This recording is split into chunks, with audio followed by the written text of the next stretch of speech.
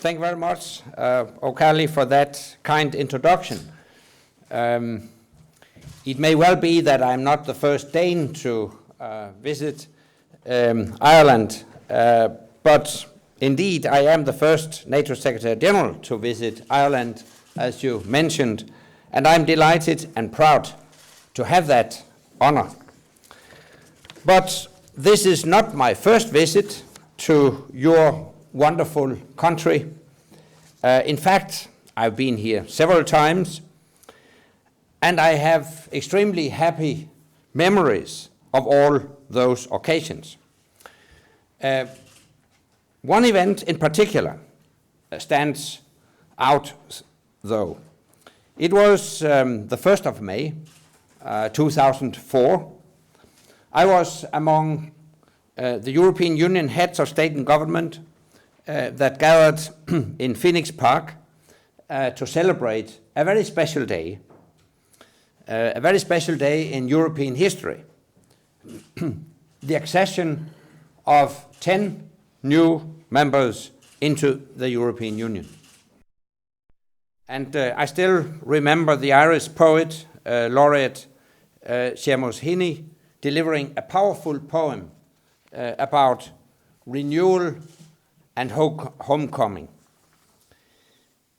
It was also a proud moment for me personally, as we had been able to conclude accession talks some 16 months before in Copenhagen, when Denmark held the European Union presidency. Just weeks before, there had been another celebration of renewal and homecoming in Washington for the accession of 7 new members to NATO. Today, the European Union is made up of 27 nations and NATO of 28. Together, NATO and the European Union have succeeded in healing the wounds of war in Europe. And we have made great strides towards building a Europe that is free, whole, and at peace. From its creation in 1949, the Transatlantic Alliance has played a vital role in keeping the peace in Europe. It has sustained security and stability. And while NATO has enhanced our security, the European Union has increased our prosperity.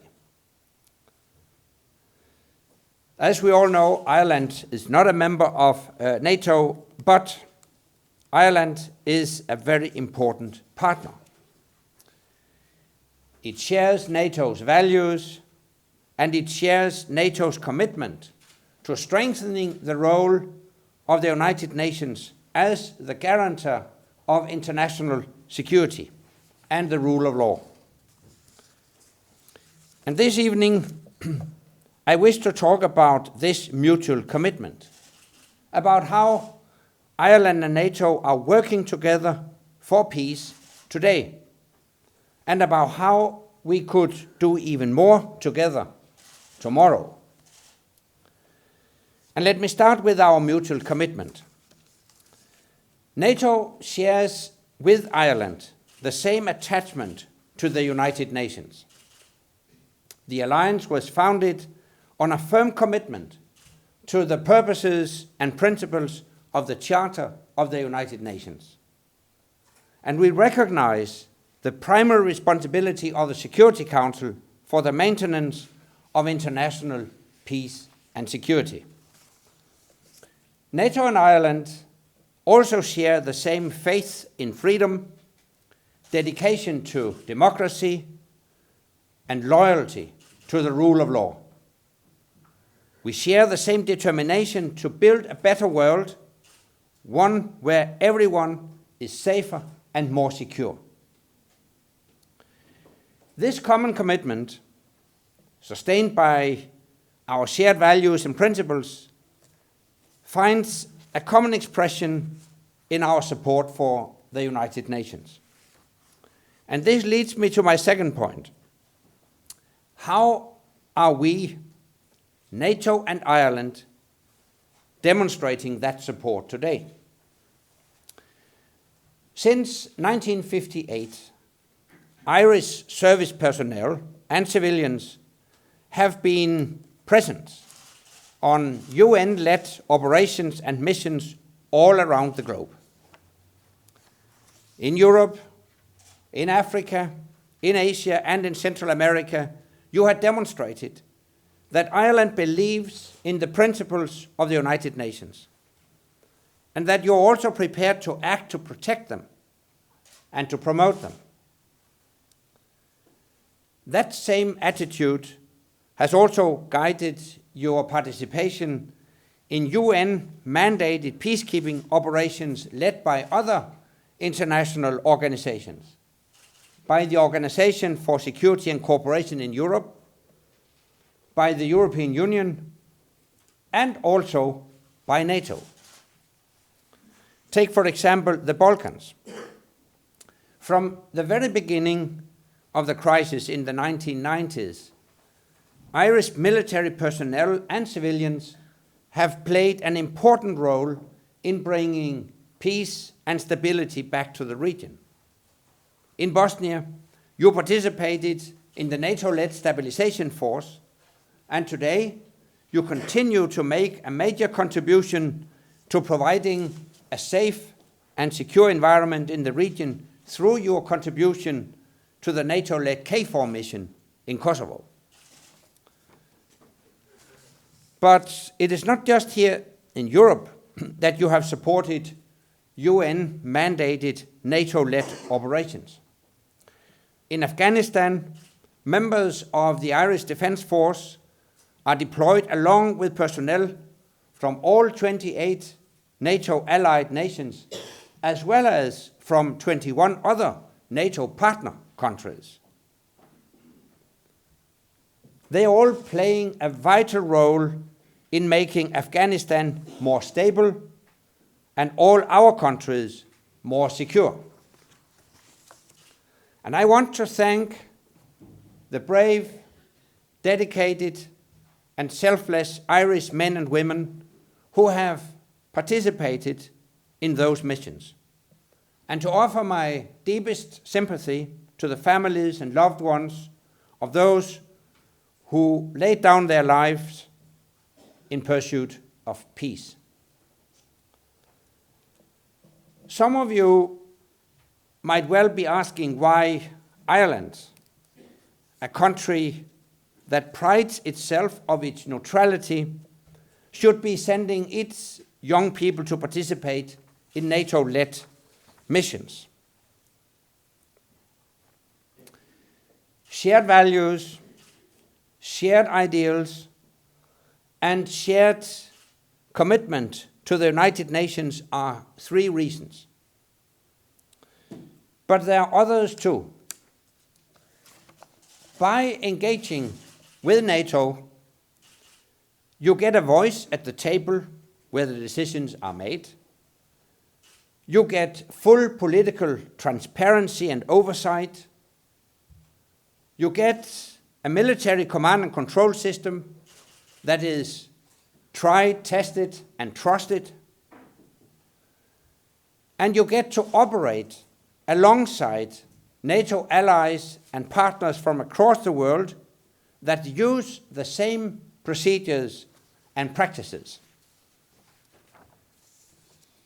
In sum, Ireland's participation in NATO-led operations and missions enhances the impact of your individual involvement, and you are able to make an even more effective contribution to the purposes and principles of the United Nations. This is why your country's cooperation with NATO is of enormous benefit for the United Nations, for NATO, and for Ireland.